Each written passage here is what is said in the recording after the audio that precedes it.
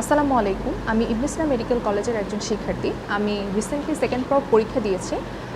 তো আজকে আমরা সেকেন্ড প্রফ যারা সামনে পরীক্ষা দিবে বা হচ্ছে আমাদের যারা জুনিয়র আছে তাদের উদ্দেশ্যে একটি ডেমো ভিডিও করব, যেটা হচ্ছে উইপনের ট্রে নিয়ে। তো আমরা সবাই জানি যে ফরেনসিক মেডিসিনে আমাদের প্রফের বোর্ডে দুইটা বোর্ড থাকে, একটা হচ্ছে উইপন বোর্ড, একটা হচ্ছে পয়জন বোর্ড। তো আমরা আজকে উইপন বোর্ডটা নিয়ে আলোচনা করব। উইপন বোর্ডে স্বভাবতই আমাদের হচ্ছে মেটালিক ট্রে থাকে, এটাকে বলা হয় মেটালিক ট্রে। মেটালিক ট্রেতে যেই উইপনগুলো থাকে এগুলোকে বলা হচ্ছে মেটালিক ইনস্ট্রুমেন্ট বা metallic weapon.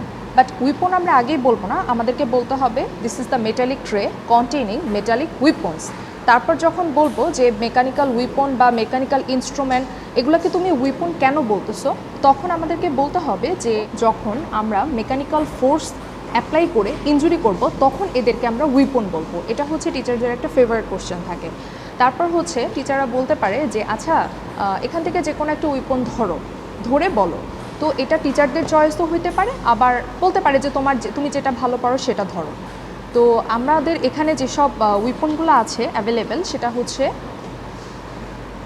Wooden roller, kitchen knife, এটাকে কখনোই শুধু নাইফ বলা যাবে না, কিচেন নাইফ বলতে হবে। দেন দিস ইজ চাপাতি, this is hammer, and this is x. আচ্ছা, তো ফার্স্টে আমরা যেটা নিয়ে ডিসক্রাইব করব যে এখানে কিভাবে ধরতে হয় আর হচ্ছে এখান থেকে কী কী ধরনের কোশ্চেন আসতে পারে। তো first of all, this is the elongated moderately light wooden roller.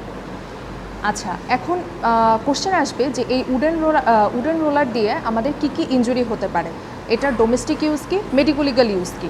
তো এটা যদি আমরা ধরবো তখন এভাবে ধরবো, এবং এটার ডোমেস্টিক ইউজ হচ্ছে আমাদের বাংলায় বললেও হবে যে ট্রাফিক পুলিশ রা হচ্ছে এই উডেন রোলারটা নিয়ে ট্রাফিক জ্যাম বা হচ্ছে এই জিনিসগুলো কন্ট্রোল করে। তারপর হচ্ছে কন্ট্রোল ক্যাসেল, রাখাল বালকেরা দেখা যায় এগুলো নিয়ে মানুষ গরু তাড়ায়, তো এগুলো বললেও হবে। সেকেন্ডলি হলো অনেকে এটা দিয়ে হচ্ছে মানে যারা হচ্ছে লেপ বা তোষক এগুলো হচ্ছে বাড়ি দেয়। আর হচ্ছে মেডিকো লিগাল ইউজ যদি বলতে বলে তাহলে মনে রাখতে হবে যে এটা হচ্ছে আমাদের elongated moderately light hard made by wood is wooden roller. So এটা দিয়ে আমার মেডিকো লিগালি যেই ইনজুরিগুলো হবে সেটা হচ্ছে প্রথমে বলতে হবে bruise, abrasion, fracture, laceration and fracture of ala signature. এখন হচ্ছে এটা দিয়ে কোশ্চেন করতে পারে যদি এই উডেন রোলার দিয়ে তোমার মাথায় বাড়ি মারা হয় তাহলে এখানে কি হতে পারে। তো এটা তিনটা জিনিস বলতে হবে যে প্রথমেই আমার এটা ইনজুরি হবে না, প্রথমে হচ্ছে ক্রাশিং অফ দ্য হেয়ার হবে, দেন এখানে হচ্ছে আমার ইনসাইড লুকিং উন্ড হবে, তারপর হচ্ছে স্প্লিট টাইপ অফ ল্যাসারেশন দেখা যেতে পারে। এবার হচ্ছে আমাদের যেই কথাটা যে আমরা এখানে অনেকগুলো নাম বললাম, bruise, abrasion, fracture, laceration, fracture of ala signature যেটা দেখা যায়, তো এগুলা থেকে ডিপে কোশ্চেনে চলে যেতে পারে। That's all about wooden roller. নাইফটাকে আমরা এভাবে ধরবো, আমাদেরকে মনে রাখতে হবে উইপন ধরার সময় শার্প কাটিং পয়েন্টগুলোকে আমাদের নিজেদের দিকে এবং ব্লান্ট পয়েন্টগুলোকে এক্সটার্নাল বা টিচারের দিকে ধরতে হবে, জাস্ট লাইক দিস, এভাবে ধরতে হবে। এটা হচ্ছে কিচেন নাইফ। এটাকে আমরা কীভাবে বলবো, it is the moderately heavy sharp cutting weapon called kitchen knife. এটার দুইটা সারফেস আছে, একটা হচ্ছে smooth surface, superior surface and inferior surface. তারপর হচ্ছে দুইটা এজ আছে, একটা হচ্ছে sharp cutting edge, blunt edge, একটা হচ্ছে হ্যান্ডেল আর হচ্ছে উইপন প্রপার, এটাই। এবার হচ্ছে বলবে যে এই কিচেন নাইফ দিয়ে কি কি ওন প্রডিউস হয়। আমাদেরকে বলতে হবে কিচেন নাইফ এটাকে, যেহেতু এটা শার্প কাটিং পয়েন্টেড উইপন, এটা দিয়ে আমাদের স্ট্যাব ওন্ড হবে, ইনসাইজড ওন্ড হবে, পেনিট্রেটিং ওন্ড হবে, পারফোরেটিং ওন্ড হবে। তারপরে এই যে হ্যান্ডেল পার্টটা, এটা দিয়ে হইতে পারে ব্রুইজ হইতে পারে, অ্যাব্রেশন হইতে পারে, হ্যাঁ ব্রুইজ অ্যাব্রেশন হতে পারে, ল্যাসারেশনও হতে পারে। আর এটা দিয়ে কি অ্যাম্পুটেশন করা যায়? হ্যাঁ, এটা দিয়ে অ্যাম্পুটেশনও করা যায়।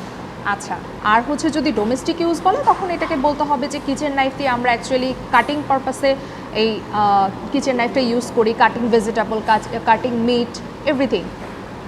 দেন এখান থেকে কোশ্চেন করে যে আচ্ছা এই কিচেন নাইফ দিয়ে তুমি যে স্ট্যাব বোন প্রডিউস করলা বা ইনসাইজ স্টোন প্রডিউস করলা এগুলা থেকে কোশ্চেনে চলে যেতে পারে। তো আমরা জানি যে ইনসাইজ স্টোন অনেক ইম্পর্ট্যান্ট একটা টপিক। আমরা জানি ইনসাইজ স্টোন কী জিনিস। ইনসাইজ স্টোনের ডেফিনিশন বলতে বললেও আমরা যেটা বলবো যে its length is greater than the depth and breadth.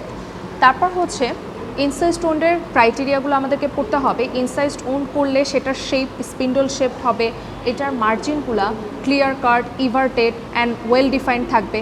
এখন এখানে ইনভার্টেডও থাকতে পারে, তখন কোশ্চেন করতে পারে যে ইনভার্টেড কোথায় কোথায় থাকে, নেক, স্ক্রোটাম, অ্যাক্সিলা, ইনার অ্যাসপেক্ট অফ থাই, এসব জায়গায়। আর হচ্ছে ইনসাইজ স্টোনের কী কী টাইপস আছে এই জিনিসগুলো আমাদেরকে জানতে হবে।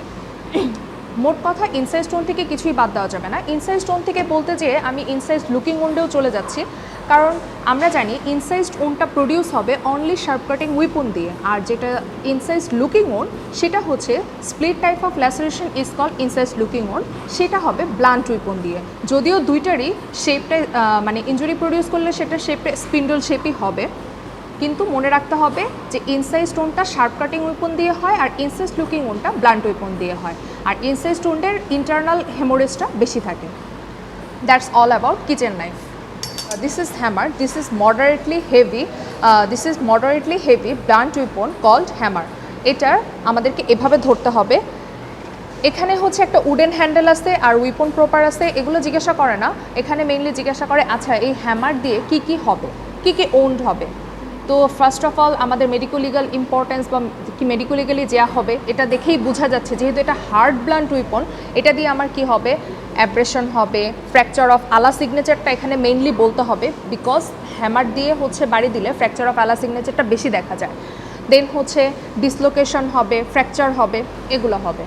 আর হ্যামারের যদি ডোমেস্টিক ইউজ বলে তখন বলতে হবে যে পেরেক, আমরা যখন কোনো কিছু সেট করার পারপাসে আমরা এটা ইউজ করি, কোনো পেরেক গাঁথার কাজে ইউজ করি, ঠিক আছে, এই জিনিসগুলো বললেই হয়।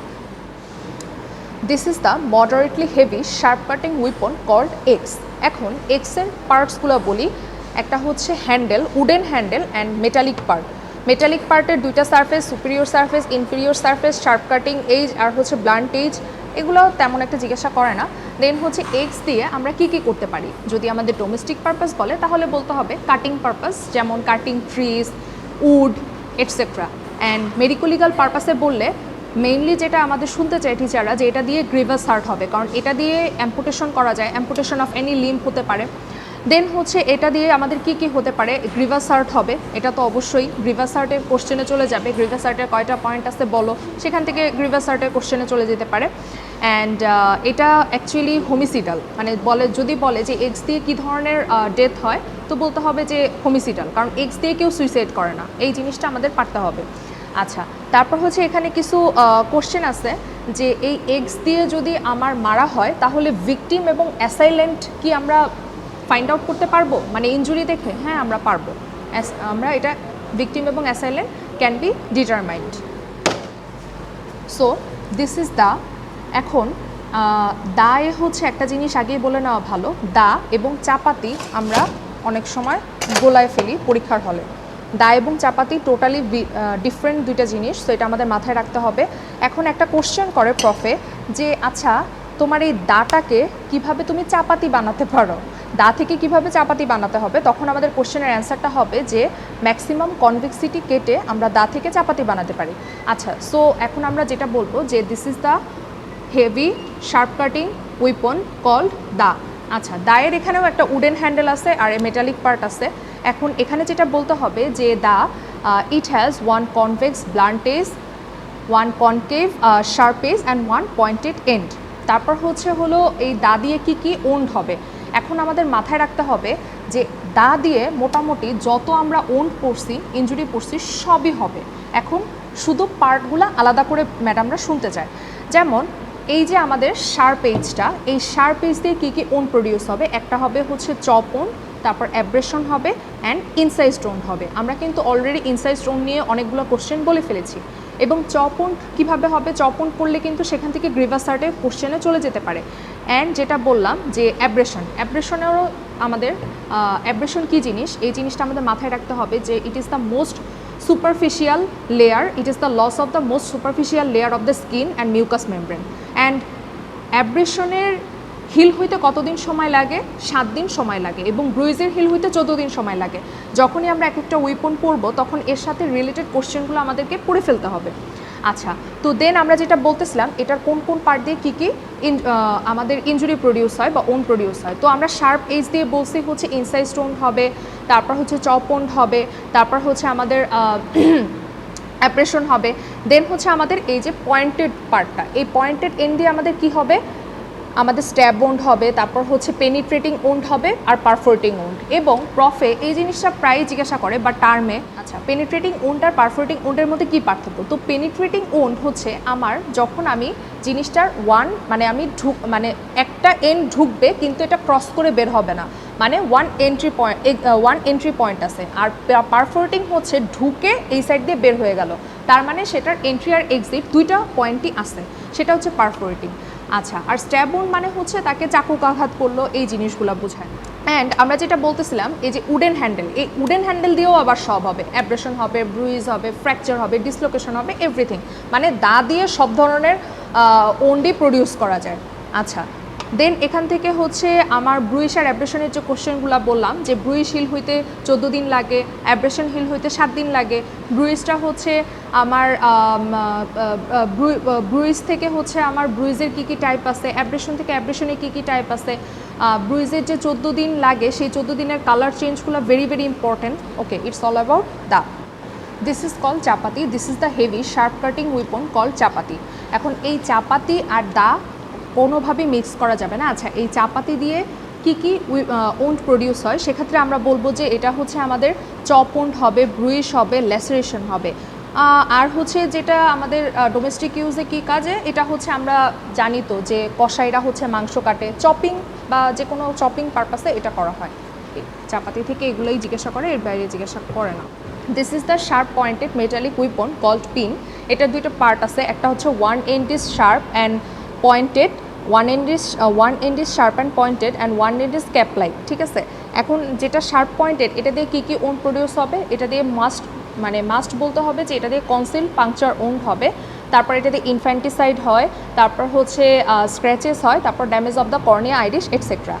আর হচ্ছে আমার ডোমেস্টিক ইউজ যেটা, সেটা তো আমরা জানি যে আমরা যে কোনো set the paper, set the cloth etcetera.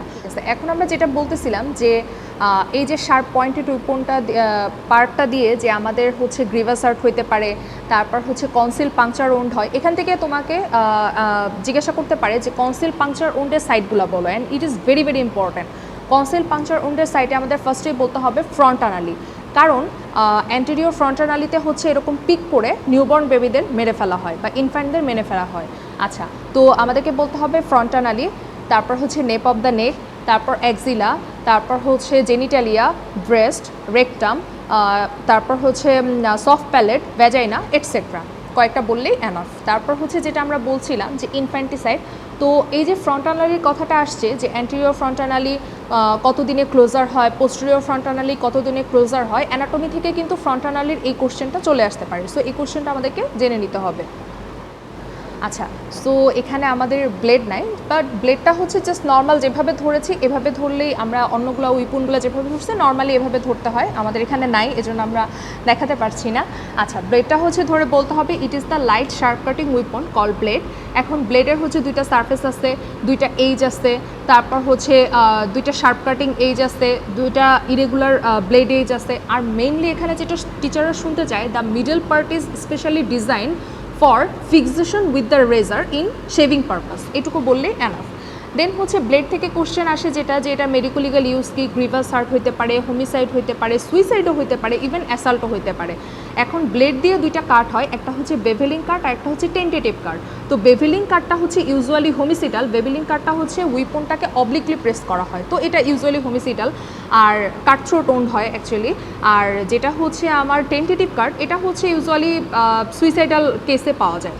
এখন এই ব্লেড থেকে যেটা মোস্টলি জিজ্ঞাসা করে সেটা হচ্ছে যে ব্লেড দিয়ে তো সুইসাইডাল কাটথ্রোট ইনজুরি করা যায়, ইভেন হোমিসিডাল কাটথ্রোট ইনজুরিও করা যায়, তখন কাটথ্রোট ইনজুরিতে চলে যাবে বা কাটথ্রোট ওন্ডে চলে যাবে।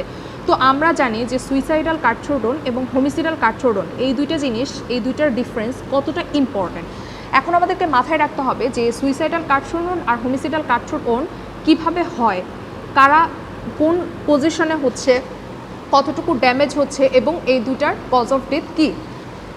আমি সবগুলো বলবো না, আমি জাস্ট মোস্ট ইম্পর্ট্যান্ট যে কোশ্চেনগুলো সেগুলো একটু ডিসকাস করার ট্রাই করব।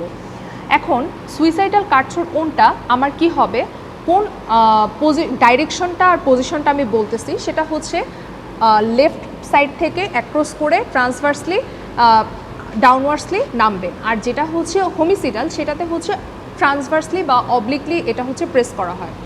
এরপর এটা লেভেল হচ্ছে সুইসাইডালে above the thyroid cartilage and হোমিসাইডালে below the thyroid cartilage. Hesitation কার্ডটা অনেক জিজ্ঞাসা করে, হেজিটেশন কার্ডটা সুইসাইডাল কাটশোট ওন্ডে প্রেজেন্ট থাকে, কারণ পার্সনটা হেজিটেট করতে থাকে যে সে কি আসলে সুইসাইড করবে কি করবে না, একটু সময় লাগে। আর হোমিসাইডালে হচ্ছে এটা থাকবে না, ক্যাটাপারিক স্পাজম সুইসাইডাল কাটশোট ওন্ডে প্রেজেন্ট থাকে আর হোমিসাইডালে প্রেজেন্ট থাকে না।